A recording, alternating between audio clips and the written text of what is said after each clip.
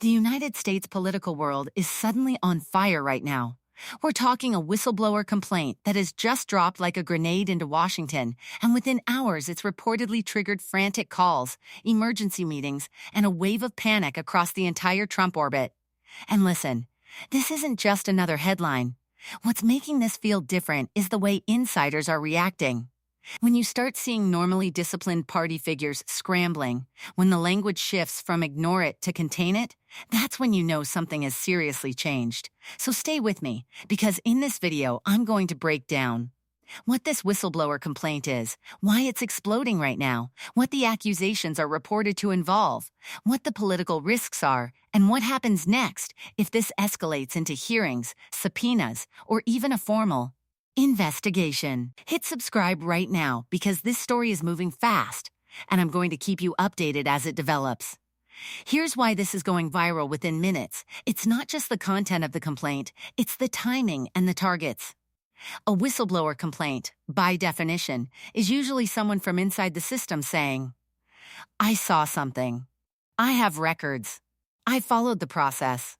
Now the public deserves to know." And when that complaint touches national security, intelligence, government power, or alleged misuse of authority, things move quickly. Because the system has built-in pathways that can force officials to respond.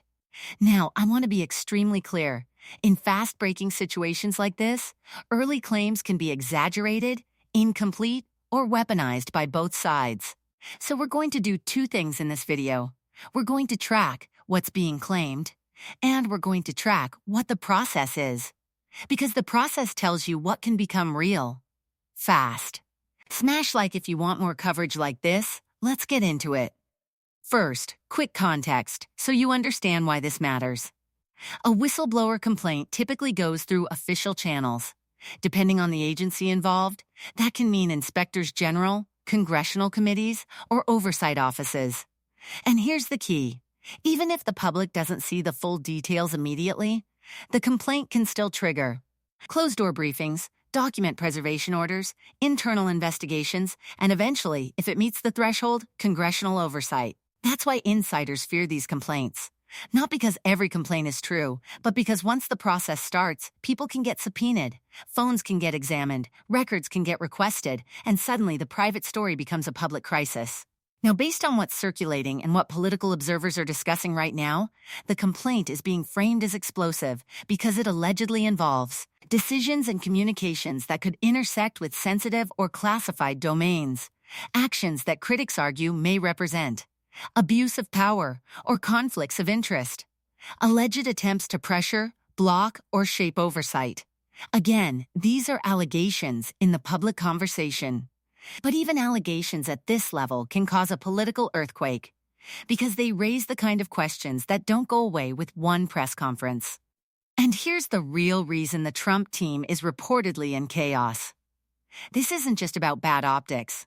This is about whether any of the complaint's underlying claims can be supported by documents, logs, or witness testimony. Because if there's documentation, the entire game changes. In political scandals, one of the best signals isn't the headline. It's the reaction. When a team is confident, they respond with clear denials, a single talking point, a calm posture. But when a team is nervous, you start seeing conflicting statements, overreactions, attacking messengers instead of addressing facts, and internal blame. And that's what people are watching for right now. Because if this is truly nothing, you would expect a smooth, disciplined response. But if they believe the complaint can be validated by records or testimony, then the priority becomes delay, discredit, and contain. Drop a comment. Do you think this story grows bigger, or do you think it fizzles out? Let me explain what chaos often means behind the scenes, because it's not just drama, it's strategy. When a high-level complaint hits, teams immediately split into 3 lanes. Lane A, legal. They ask, what exposure exists? What statutes? What oversight bodies? What's discoverable? Lane B, political. They ask, what are the votes? Who is wavering? Who needs reassurance? Who can be pressured? Lane C, media/narrative. They ask, How do we frame it in the next 2 hours so the first impression sticks? And if those lanes are not aligned, if legal wants silence but political wants aggression, if media wants denial but documents exist, then messaging collapses. That's when the word chaos becomes real. Now let's talk outcomes, because this is where things get serious. There are 3 major paths from here. Path 1. Internal review only. The system quietly checks the complaint, finds it weak or unsubstantiated, and it dies down. Path 2. Oversight hearings. A committee requests information, brings witnesses, asks for briefings, and suddenly you get days of headlines. Path 3. Formal investigation/referrals. If investigators believe there are credible grounds, this becomes legal jeopardy, not just political heat. And the reason people are watching this so intensely is because whistleblower complaints can jump from Path 1 to Path 2 very fast, especially when lawmakers feel pressure from voters, donors, or the media environment. Let's be real, both sides will use this. Critics will say, this is proof of wrongdoing. This is the pattern. Supporters will say, this is a takedown attempt. This is political warfare. And the public gets trapped in the spin cycle. So what matters is the evidence trail.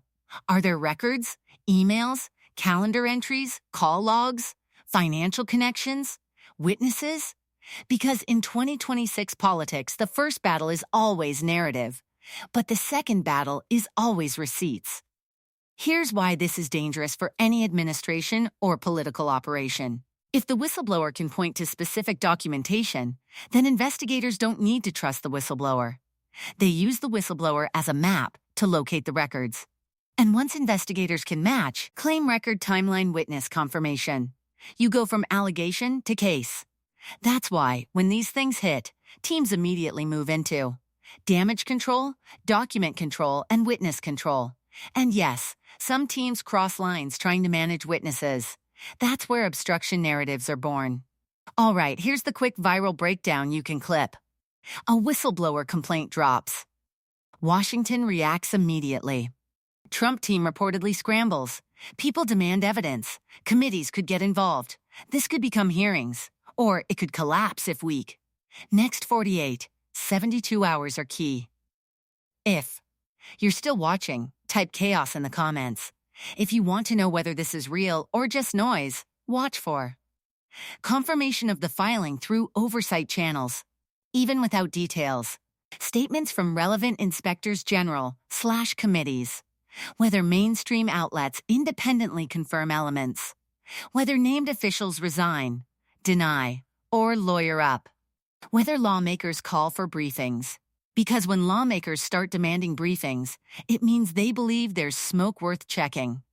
Now, online you're going to see people instantly screaming, impeachment. But impeachment is a political mechanism. It's not automatic. It depends on numbers, party unity, public pressure, and evidence. However, whistleblower complaints are one of the few things that can build a bridge from internal allegation, oversight, public evidence, political consequence. So yes, talk of impeachment spreads fast, not because it's guaranteed, but because the pathway exists. Let's strip away the tribal politics for a second.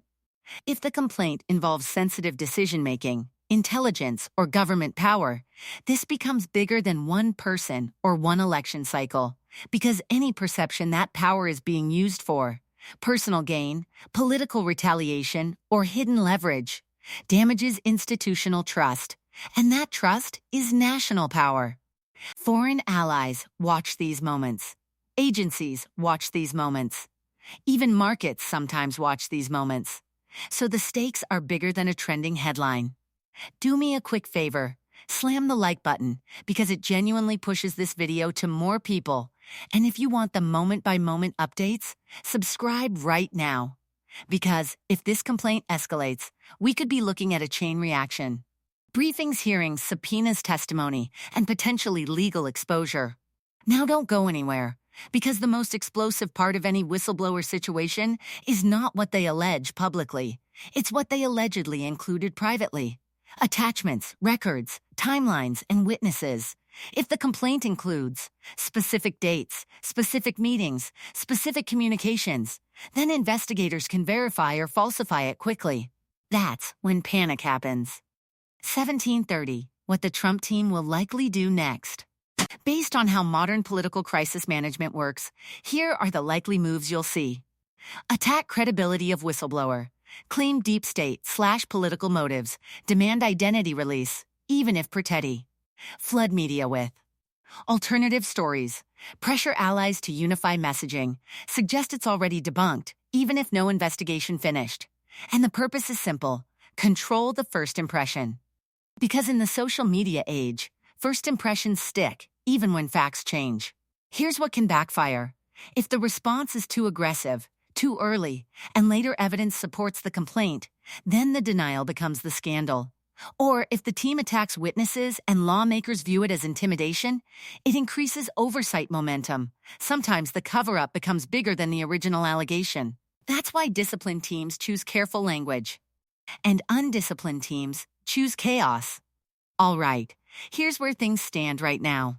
A whistleblower complaint has reportedly dropped, and it's being described as explosive.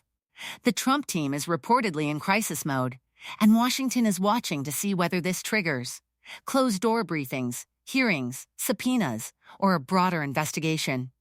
We don't yet have every confirmed detail publicly, but the next 24 to 72 hours will tell us whether this is a short-term media storm or the beginning of a serious oversight fight. And either way, the political impact is already real, because uncertainty itself is power. If you want me to write part 2 the moment more info drops, comment, update. And if you want the most viral version of this script, tailored to your channel voice, Hindi mixed, more punchlines, more hooks, more don't skip lines, tell me.